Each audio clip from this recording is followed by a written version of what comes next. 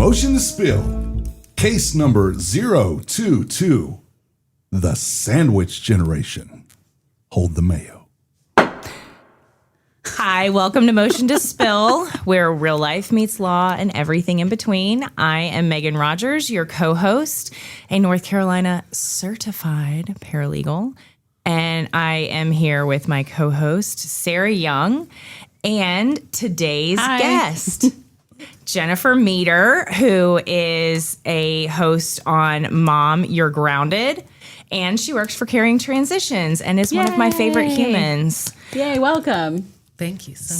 So she lives day-to-day life with the sandwich generation professionally and probably getting there personally as our parents age. So Jennifer, welcome. Thank you so much. I'm excited to be here. So we'll get into that in a little bit.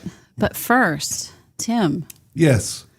I have some burning questions that have kept me up at night. Okay. So a few episodes ago, you introduced us to one of Stephanie's apps called Finch. Okay. And she has this little birdie named Bluebell who at the time had, hopped on a little virtual airplane and gone to France as a reward for something. Yeah. And when she was there, she learned some stuff about France. Bluebell did. Okay. And she came back to tell Stephanie about it. Oh, that's fabulous. And then 2 weeks ago, or actually in April, the theme was Wizard of Oz. So all the birds, even the younger ones who couldn't travel, went to Oz for stuff. Okay. And learned stuff there too. But now Bluebell is in Edinburgh.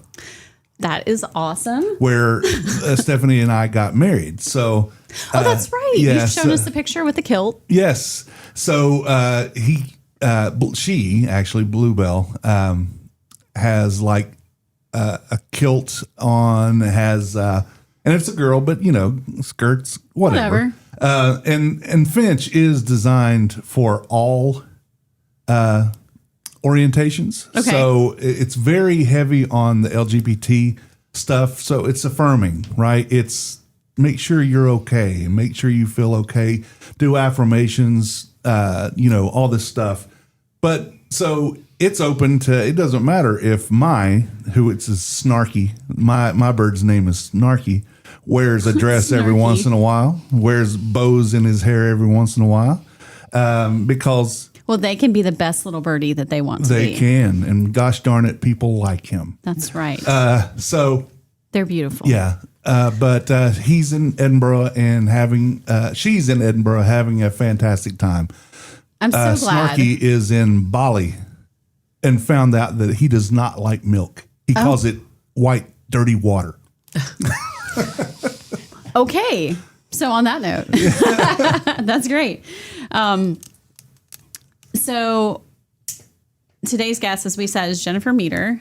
And we said what she does. Kind of. We'll let you introduce yourself a little bit more in a second. But first, I want to go with some icebreakers. So if Sandwich Generation were an actual sandwich, what would it be? What's the biggest sandwich you can think of? A sub. I saw one on Man vs. Food one time, and it was like a mile-high sandwich. And it wasn't really, but it was like a 2-story high club sandwich. Let's go with that. 2-story high. Many sandwich. layers. Many layers. Okay. That's lettuce. Hold the mayo, though. Yeah. I like mayo, but I like mayo, Well, too, it has to be avocado mayo for me because, She's allergic. soybeans. They hate me. And most mayo is made with vegetable oil, which is... Why don't you make your own? I do. I have before. But, I have a lot going on. I have a thing or two in the Why don't you fire. have somebody else make it for you? Because she's a control freak. In the kitchen, I certainly am.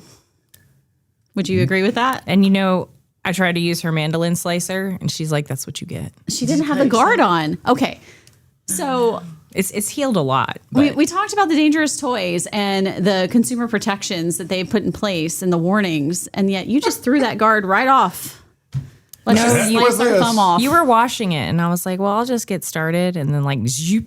Oh, well, that didn't work. So you need one well. like I have that you put it on there and just dunk, dunk, dunk, and you don't have to do all that scraping stuff. What were you? However, my daughter insisted that she keep a Band-Aid count because you slice the tip of your finger, it bleeds for forever. Yeah. How many Band-Aids were you up to? 16 when I finally stopped wearing it. So here's a complete side note. When Sloan was younger, when she was a baby, my daughter, Travis and I would measure the level of how bad her diapers were by how many wipes it took. And so Hey, Sloan. 20 wipers. and so if it's a complete blowout, it's going to be like a 5 wipey diaper. The most we ever had, I think, was like a 6 or 7, or just put her in the shower and just rinse her off, because you just got to spray them off sometimes. That's I get that's that. the American bidet right there. The shower, with the shower. It's coming Handle. back through the onesie. yeah. Oh yeah, And it's up in their hair. Oh yeah, No. blows right up the back. Yeah, always Car in the seat, car. yeah. Always. I don't know why. I'm so glad that when the next Beeman gets here, I don't have to deal with that. I mean, I'm sure I'll have to change some diapers, but I'm not here. I can just hand it back. Wiper. It's on you. Yeah. Here you go. You got a 5 wipey diaper. You smell like your great grandfather. Here you go. Baby B, go see Big Poppy. What are you going to be called again? I'm Ogo. Go. Okay. Oh, great one. That's right. You told us that. That's awesome. Okay. So back Yeah, to back to the giant sandwich. Okay, layered so up. yeah, that's actually we do elder law, and we work with a lot of people that are in different phases of their lives, and I think that that's probably accurate. It seems like the older you get, the more layers there are to things, the more things you accumulate in your home. So Well, then you have your parents, you have your kids, you have yourself, you have Yeah. your career. definitely. So what is the most chaotic thing you personally witnessed during a downsizing? Well, let's see. I am not the best at sorting and organizing other people's stuff. That's why I'm glad that I don't really do the hands-on in the house, kind of getting things together. Because I walked into a house and it had some beautiful stuff. I mean, really, really beautiful china and thank you, cups, and I mean, you could set 10 fancy tables. Really, you could, and it was kind of overwhelming to me. But our team, they come in and they just know what to do with it. They know what's gonna do well on auction. They know where to put things. I'm like, well, it doesn't make sense. I'm like, I want it to go away, but they're working in it the entire time, just in stages. So that's a great segue. I was going to ask you to describe what you do at Carrying Transitions and what Carrying Transitions does. So what do they do? Well, they are the one-stop shop, really, when it comes to transitions. They will help individuals with the packing, the sorting, the organizing, downsizing, right-sizing. I like to call it right-sizing, getting it right, along with resettling, space matching and planning, and that's when they have to build a plan after downsizing to fit into a smaller home. And it could be going and measuring closets, measuring cabinets, just so they know how much space and what they can bring to be successful and set up safely in their new environment. Their whole resettling, and then one of my favorite is our liquidation process. Oh, that's one of my favorites too. ctbids.com. You can get some really, really neat stuff on there. I've gotten some jewelry from there actually. But also, one of the times we did a 1-to-1, you were talking to me about how they help people with, especially when they're in the beginning stages of Alzheimer's and they're going to need to go into a home. And Carrying Transitions will actually take pictures of all their spaces and try to make their new space match it as closely as possible from where the pictures are, where their chairs are. She was, explaining that to me. And while it makes perfect sense, I never would have thought of it. But I think that's pretty amazing, because that's such a scary time for people. Yeah. It is. So if they go into their drawer and it's roughly pretty much the exact same as it has been, it's just those kind of elements that bring comfort to an individual. If they go and they've seen their family pictures hung for a certain amount of time, and that's what they focus on when they wake up, it could be part of their routine. And to have it off may throw off their entire day. So we really do try to mimic the space as much as we can when we're preparing somebody that has cognitive deficits. So That's great. So what exactly is this sandwich generation? Well, it is being in between two. Like I said, you can be parenting your own children, and how we would like to say on Mama Granted, while parenting your parents, because it gets to that stage to where you have to remind them, and you catch yourself being like, well, that it wasn't like that before, You're just trying to, like, the in between, the meat of it all, trying to, it's the meat, being the meat in between the two sandwiches. Yeah.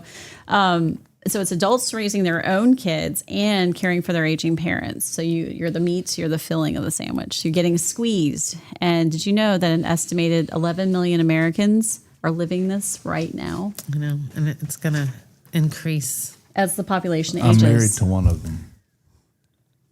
Yeah.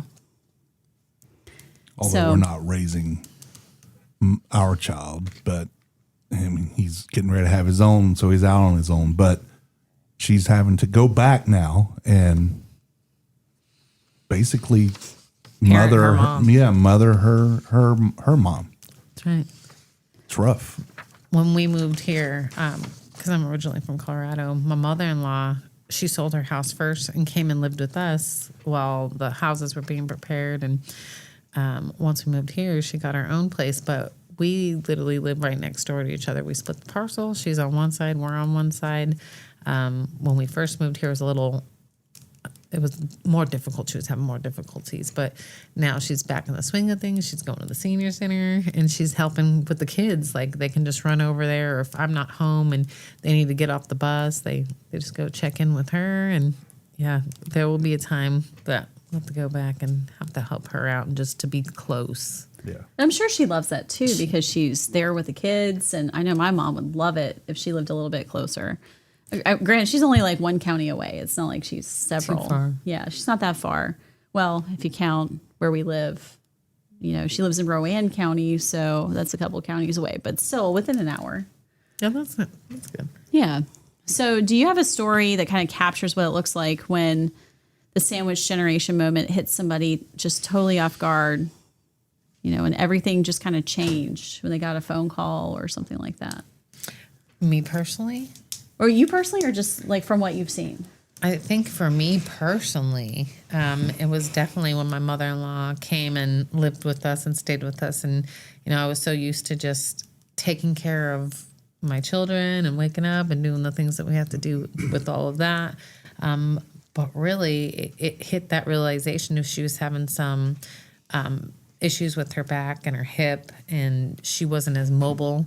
So having to be there to help her facilitate everything, drive her to the doctor's appointments. Like at that time, the twins were just born. They were 2020 babies. So they were just born. And then I had a 2-year-old. And then I had one in preschool. And then my mother-in-law was walking on a walker, struggling and couldn't do stairs that well. And that was my moment, my realization of we're at that stage. Yeah. Wow. That's a lot, because, you get so used to your routine. And then when you have extra people in the house, it's like an adjustment for everybody. So I'm sure the kids loved having grandma around, but how did they handle that? They've been pretty good with it. I think my oldest struggled the most, just because they have the personalities that kind of, they rub each other at certain times. But overall, I think it was a positive thing. And just to have that closeness, that relationship, like, it turned out actually a lot better than I anticipated when it had first taken place, because I just wasn't used to that. I moved out of my mom's house when I was 17 years old, and I just had not ever lived with anybody, like, Especially a parental figure. right, especially a parental figure that, like, and then they didn't. She was like, well, where are you going? When are you going to be back? And I'm like, we're not doing that. Like, Yeah, we did that when I would come home from college over breaks. Like, you're in college, you're doing whatever you want. You don't have to account to anybody. You don't have to tell anybody when you'll be back, unless it's like your roommate or something.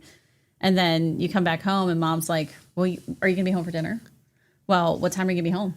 right. It's midnight. Where are you? I'll be there when I get there. Yeah, that's definitely an adjustment. It was. So Talking about the sandwich generation, I see so much of, you're talking about the emotional double duty and logistics and guilt, a lot of guilt. But what do you think is the thing that nobody really says out loud, with especially the clients that you're working with? I need help. So just admitting. Yeah, just admitting that they need help. The older person? Everybody involved, especially like you said, if you like to control situations or you think you have control of certain situations and you don't want to release that or seem weak or just having the guilt of knowing inside you may not be able to handle it, but you don't want to admit it because then it takes you to another level and then you have to come up with a whole nother plan and it stresses people out. So do you see a lot of resentment? Yes, unfortunately. And friction between family members. If there's not a plan, and I think people, they just don't speak about it enough because, they feel like it's not going to happen or they have plenty of time. And as you both probably see all the time, sometimes you don't know what that time frame looks like. Yeah. So having a plan throughout is always the best way, and to be okay with admitting when you need help. And even for myself, like, I'm like, I'll manage 20 things and do laundry and schlep and drive and overcommit to things. And, I could just be like, hey, help me with this. But I'm like, I got this.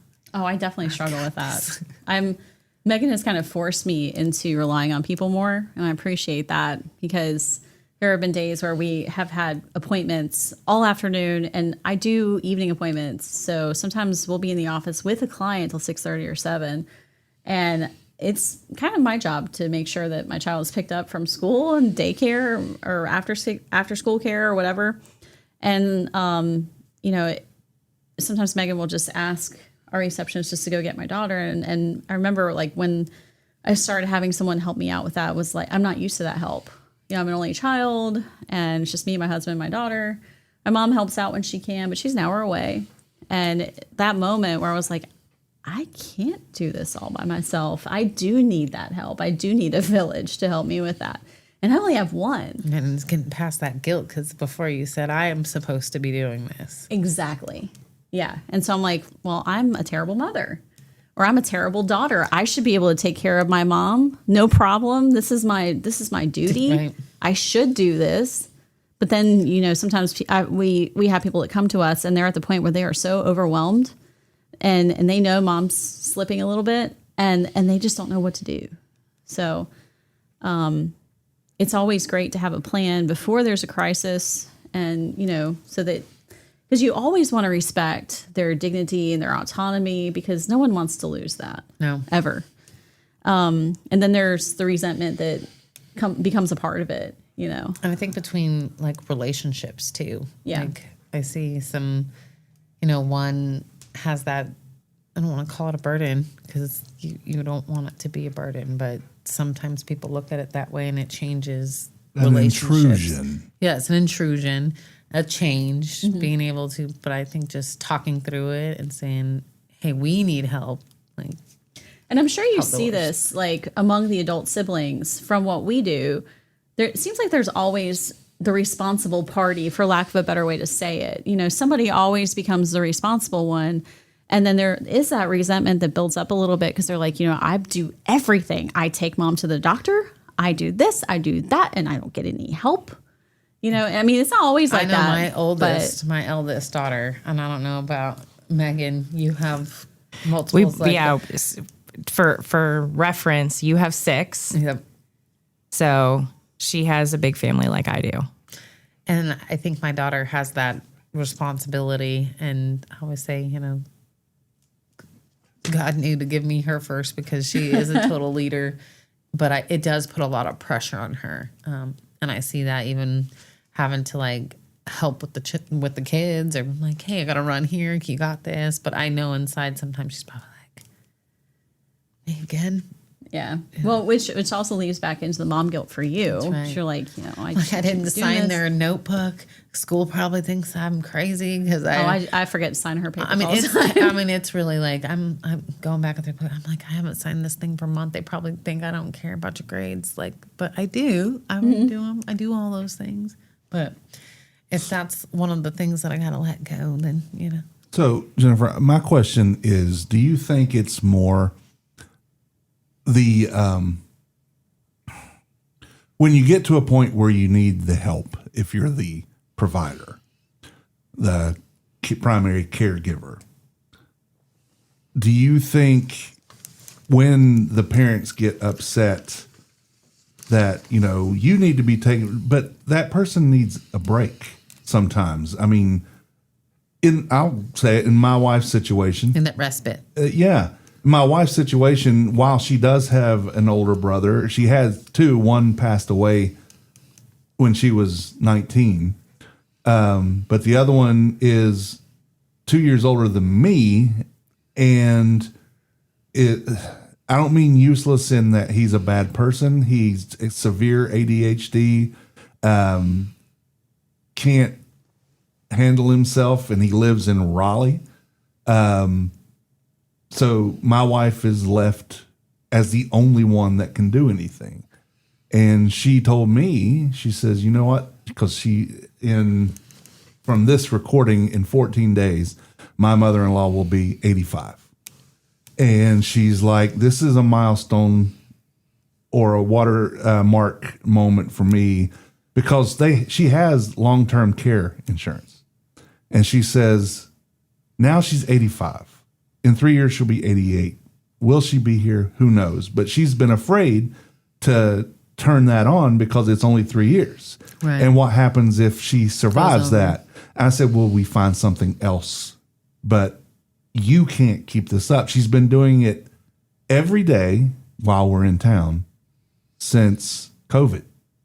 Because she went over there when COVID first started in March to check on her, and found out that she needed to be there. And a lot of that time, I would say 73 to 80, whatever percent of that time, it was twice a day, sometimes all day over there. So she'd have to work from home, from her mom's house. And it literally has put gray hairs on her head. Yeah, and she is burnt out in many things, because she has a full-time job that she puts in 50 hours a week, even though she's only supposed to do 40. And then she has that, and her mom is manipulative, and her mom is rebellious and attention hog. She wants all the attention. So I think there's a couple of times when we had someone, we set her up so she'd be okay. We were on our way to the beach, a 4.5 hour drive to this beach. We were 4 hours into it, and we got a call from emergency services. She had fallen, and we had to turn around and come all the way back 4 hours away. And I know what it was. She didn't like the fact that we were getting to do something and she couldn't. So, and I don't think she meant to hurt herself to this extent, breaking her hip, or basically her femur at the very top. But I think she meant to do something. And then she told her the other day, she goes, I went downstairs to find something. She didn't need to go down to find anything. She didn't even bring anything up. Well, there again, she may be struggling with her own realization that she is losing some of that independence. Or maybe, she knows that. She says it all the time. I think this and that. But her thing is, and she's a former nurse, so she knows all the right answers to tell the doctors. That's why Stephanie makes sure she's always in there. No, Mom, that's not what happened. You know better than that's what happened. And so she knows all the right answers to answer to get out of having to have all this. But my wife, the point of all this is my wife is tired. She has to set those boundaries. Yeah. And if she doesn't, who's going to make sure her pills are taken? And because she don't. Where is she living, if I can ask? At home. So she's by herself at home. Yeah, and she doesn't want to live in a place. But I told her, I said, well, you need to find somebody that will go there. But the thing is, a lot of places don't want to check on medicine and stuff like that. That gives them a different liability. I said, well, we find the right ones. That's right. There are definitely resources like that. So I think it's just kind of exploring and seeing resources and setting up a plan and building those boundaries. Yeah, because she is. I see it. I've she's seen worn that out. a lot. Unfortunately, it does happen. Yeah. So I want to just. I'm sorry for that. No, takeover. absolutely not. That was great, So- because that's how That's people what- feel. Yeah. Absolutely. That was very real. The marriage And- strain, all the pain, the guilt, the frustration, the exhaustion. And the strain on the mother-daughter relationship. Right. Yeah. Because you're not, and that's why, when people do go into communities and they get moved in and they finally get comfortable, the relief that you see on both of them, essentially. One, because the parents aren't lonely. Yeah. They have more independence, or they're set up differently to have different kind of independence. And then with the family, they get to go back to just being the daughter, having the good relationships, come in and bring them their groceries or whatever, Yeah. I mean, yeah, it's very tough. So, a quick note here: power of attorney, healthcare directives, which is healthcare power of attorney, a HIPAA authorization, a living will. Most families are kind of doing this in reverse. So instead of planning and then something happens and you've got these documents in place, something happens, mom gets a concussion or mom falls and breaks a hip, and now you have to have a power of attorney to do this, or you have to have a healthcare power of attorney to do that. So do you ever see that in your work, like where something happens and now all of a sudden it's a crisis, it's an emergency? That's typically how it happens. Is it's an emergency. One, it could just be that they need to. We like the downsizing. Like when you come in on the downsize and you're getting ready to move to a smaller home, those are typically the best ones because it's part of their plan. They're already making the decisions of what they want to do with their things. If they want to donate them, if they need discarded, if they want to liquidate them. I would say that is like the best scenario. But then we do run into situations where people are passing and they have a house full of stuff that the kids don't want, heavy furniture, all the china with gold trim, and people don't want that, and they just don't know how to handle that. Or they're getting into a situation where they fall, break a hip, and now they have to go to a community, and their whole life changes, and the family feels the pressure and everything. And the guilt because they didn't want to go and we drug them there and Right. Yeah. So and the biggest blocker to all of these transitions seems to be stuff. Stuff. Yeah. Stuff. The stuff, the 40 years of things. Yeah. And we hear it all the time in our office, like, Mom, Dad, I don't want it. I don't want your shit. Like, please don't give me your The shit. encyclopedias that I have seen, yeah, why are we keeping Encyclopedia Britannica Time from magazines. 1976? Yeah, Time magazine's boxes. I've seen so many boxes of Time magazines in attics. I'm like, why are they keeping all of these? It might be worth money. nostalgia. It might be worth money. That's right. And Beanie Babies. So tell me about that. Like, how exactly does Caring Transitions come in and help through that, help them sort through? Yeah, how do you help families get through that? Well, one, we come out and have a simple conversation of where their goal is, what happens next, what they're looking for, and then we look at the stuff and we talk about what we're doing with the stuff. And not one person is the same as the next as far as the plan goes. So it's kind of just navigating through all this stuff, truly. Looking at the basements, looking at the storage buildings, deciding what's happening with it. Okay. So, what would you say to people who feel like asking for help means that they don't care enough. They don't love their parents enough. They should be able to do that. My parents took care of me. I'm going to take care of them. Like that mindset that You people feel like have. a failure. Yeah. So how does Caring Transitions help people with that? Well, I think by providing resources to help relieve that. If it's, knowing somebody that is home care that can come out and help, or a concierge nurse that can come out and set up for, medication to be administered, kind of watch meal prep. I think just providing different resources is typically where it starts at first, because they want to age at home. I think we all want to age at home. So first deciding on if it's safe to age at home, what the additional support may look like. Is it a housekeeper? Is it, like I said, having somebody prep meals that you put in the freezer that they can pull out so they're not cooking or causing issues like that? Because cooking Well, see, my is a wife, whole big nother. thing. It's a whole nother thing. yeah. she doesn't eat until my wife goes over there and makes her something. Right. So if it's I have seen some really cool AI companions that actually you wear a little watch and it will set a timer on there and tell you, like, and you can customize it. So it could be like, have you ate, drink water.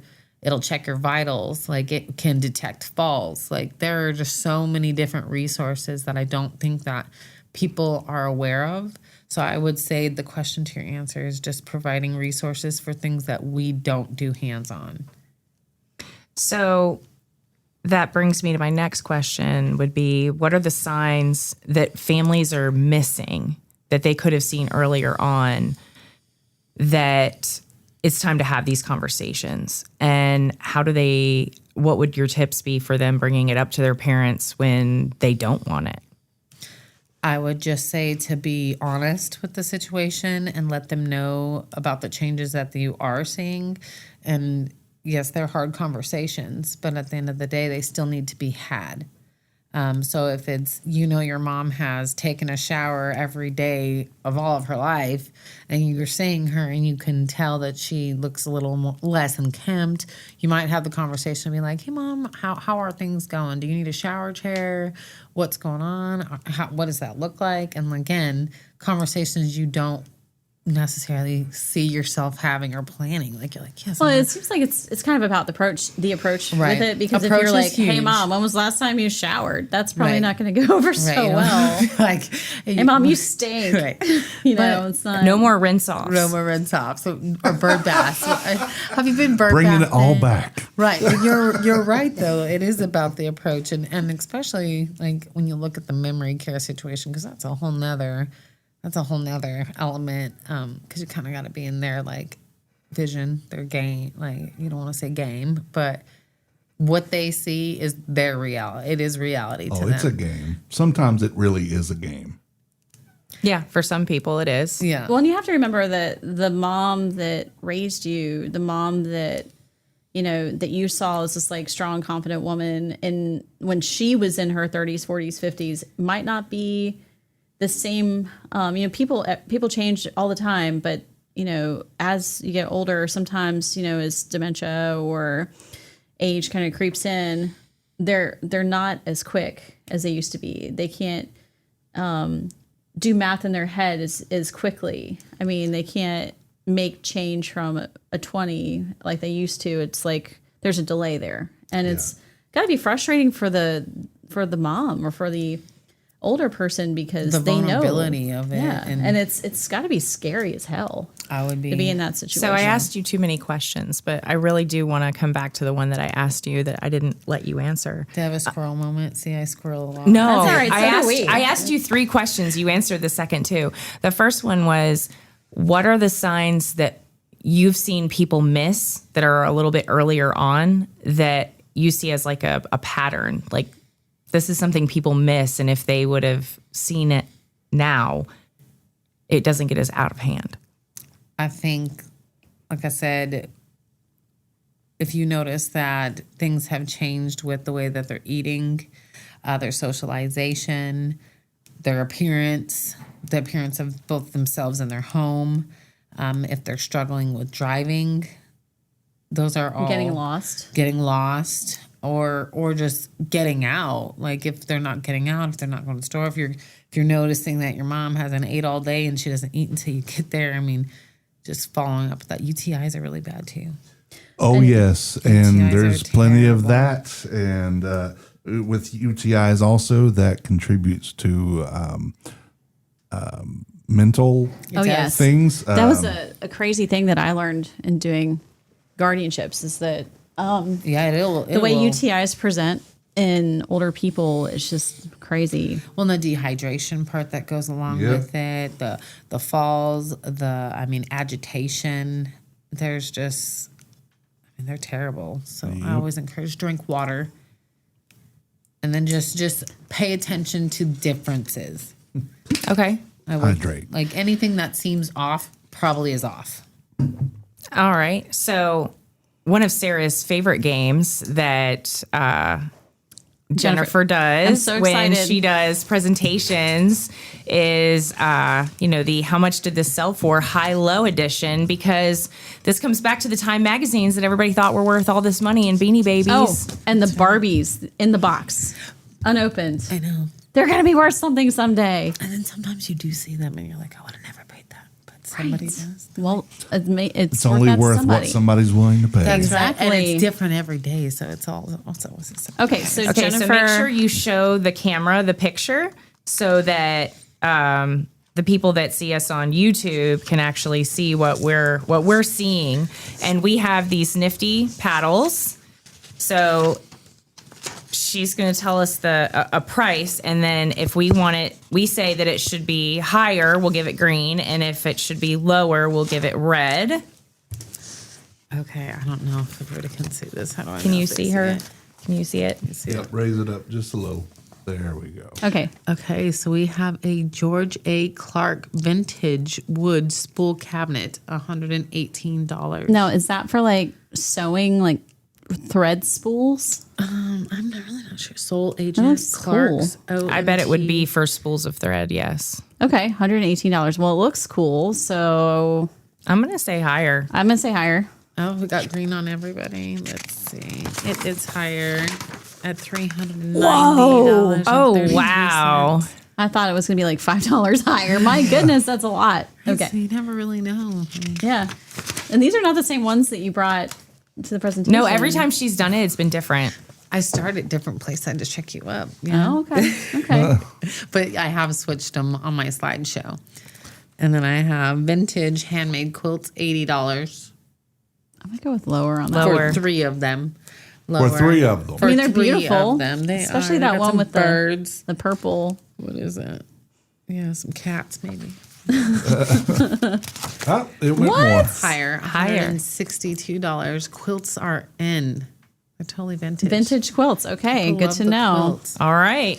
I learned something today. Okay, and then we're gonna go 1990s Pro Set Racing Press Pass Wills Platinum Trading Cards, $50. Oh man. So we work with a financial advisor that is really into trading cards. I wish I could phone him right now. His name is Jeremy Autry. And he was just telling me about his extensive card collection. Man, I wish I could phone. You got to tell them to come on, check it out. I'm going to say higher. Higher. Oh, it's lower. $10. It would have been a steal for him. It would have been a steal. Yeah. Wow. You just never know with these things. You don't. You really don't. Let's see if I can. She's got a whole notebook of these. I do. She's Let like, me I get can a go couple on more. forever. Let me see. Okay, we're gonna do this one. Avanti fur coat, $82. Was it real faux? Yeah, It is is it real real. or is it faux? It is real fur. It's a real coat. I'm going to Well, say it's a real more. coat, but You know, I got a fur coat from there, and Yeah? I had walked in. It was our warehouse. Oh, sorry, squirrel again. Higher, 150. Really? Yep. Yes. Fur coats still sell. Yes. Wow. And I had walked in, like I said, we don't do warehouse anything really. And last year we had a vintage clothing one, and I walked in and there was a black fur coat hanging. I'm like, man, I never thought I'd get a fur jacket, but it said $10 on it. I said, if this jacket fits me, like, It's it looks mine. like it's gonna fit me, it's mine, and it fit like a glove. I totally took Awesome. it. Totally got it. So that was fun. I always find it interesting. The stuff that you guys have on there is also amazing. So You shared with me at our last networking event how much a car sold for. You got to tell our audience. I can't remember the year. I think it was a 2002 Jaguar and 2,500. And currently we have, I think it's 3 or 4 auctions going right now. There's 4 cars on the auction. So Oh, I will check it out. But how much did that car out. sell for? $2,500. A Jaguar. A Jaguar. A 2002 Jaguar.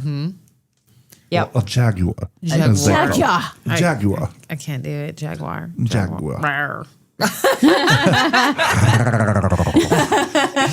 Do it. Megan does a good. Let's see. What? Your Oh, the purr. I can't do any of those noises. No, I'm but like, I'm not that cool.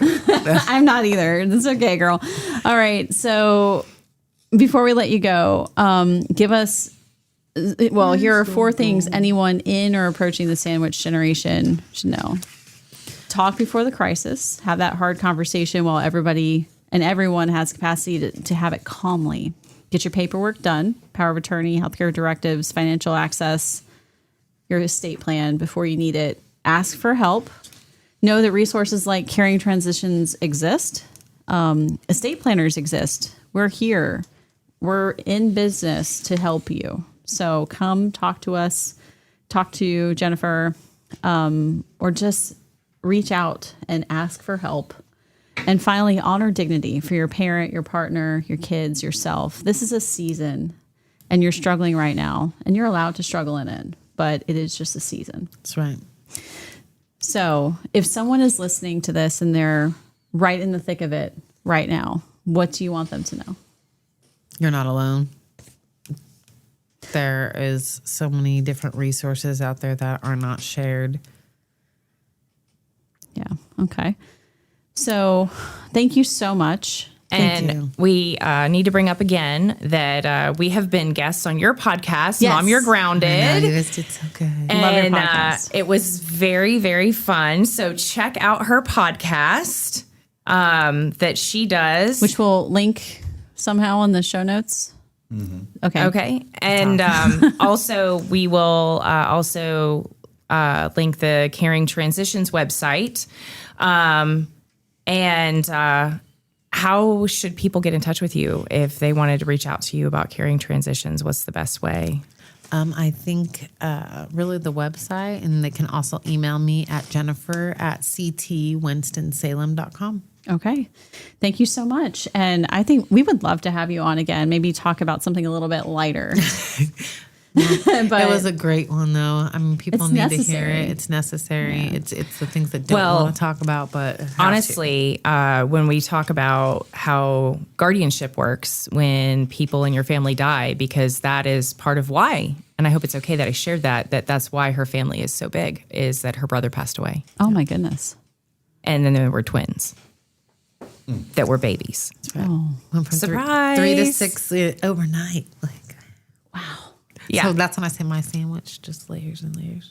there you go. Yeah. Yeah, So it's like a so- multi-layer club sandwich. That's right. Yeah. Okay. So talking about how some of that works when people don't have things in place, because her story is pretty amazing, what all her and her husband went through to make their family complete and do right by her brother's memory and all the things they went through because nothing was in place. So that would be another great topic to have her come on and talk about as a person who's lived through it. Absolutely. All right. And maybe some like bad mom moments, because I know we all got those. Oh, I'm so ready for some record. Like, I walk in, I'm like, these teachers probably think I suck. Oh no, I've definitely walked in, 15 minutes late to the parent teacher conference. It's only 15 minutes long. You're like, I'm sorry. Like, I'm so sorry. I was like, when they call you, they're like, are you coming to the meeting? I'm like, oh, yeah. Can we do it virtual? Yeah. You send me a team meet. Yeah. Well, thank you Thank so you much. so much for having me. This was so much fun. Yeah. Okay. We'll have you again if you're willing. Absolutely. All right. Well, thank you. And this has been Motion to Spill. We'll see you next time. Bye.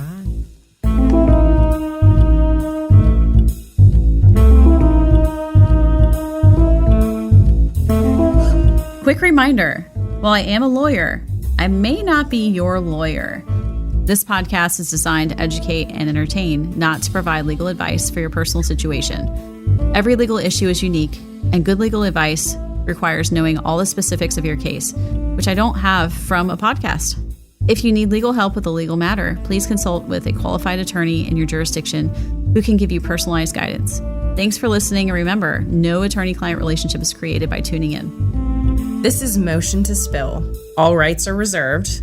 So this podcast is ours, not yours. We made it, we own it, and we copyrighted it. So don't steal our stuff, don't copy it, share it commercially, or don't try to pass it off as your own genius. If you want to use our content for something, just ask us, like a normal person. We might say yes, and we might say no, but at least you won't be breaking the law. Seriously though, unauthorized use of this content can get you in legal trouble, and no one wants that kind of drama. And I mean, come on, she's an attorney. Don't mess with her.